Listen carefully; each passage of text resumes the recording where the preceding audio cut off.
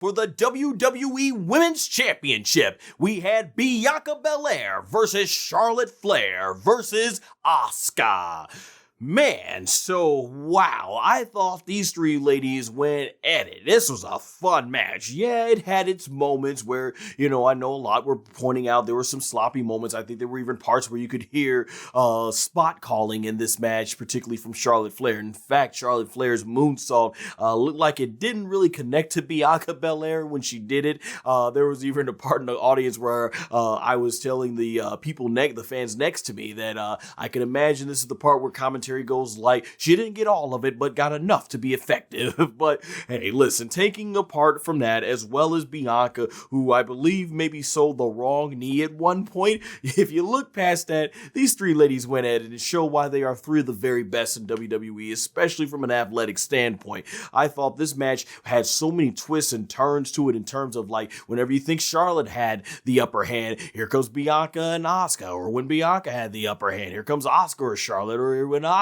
had the upper hand, you get it, vice versa. Man, this was really good stuff. These three ladies were going at it. It was a pleasure to see this live, especially with me being such a big fan of Bianca Belair over the last couple of years. But going back to that sell job by Bianca Belair when she was selling the correct leg, man, did she do a phenomenal job. Everyone in my section, because I know our section, we were into this match the whole time. We were all wondering like, oh snap, is she hurt? Is she really hurt? Like, I think it might be part of the sell. I'm like, yeah, she might be selling. But then others like, no, I think it's legit. And I think we even saw the X sign be thrown up, which is usually a case within WWE where they're letting people know in the back that this is a legitimate injury. And you heard the entire audience go like, oh, and we all were chanting, thank you, Bianca. But once the camera started lingering on Bianca Belair and we saw that she hadn't even made her way there in attendance a quarter of the way up that long aisleway they had, I was like, yep, it's a work. And a work it was, as Bianca came hopping back in, doing 450 splashes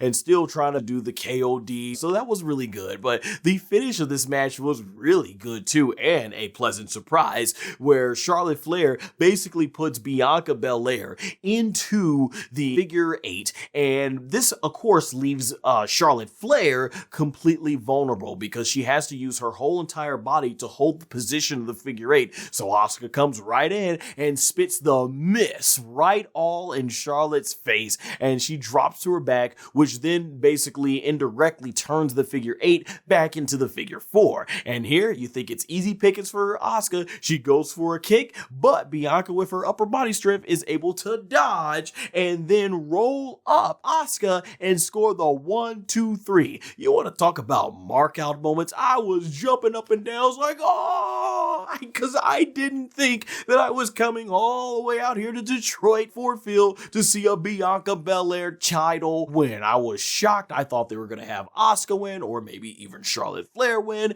And what happens next is exactly what I expected to happen. But in that moment, man, we were just like I said, I was jumping up and down. Crowd was going crazy for Bianca Belair's third WWE Championship win. That took the noise of the crowd reaction to the roof. And I say to the roof because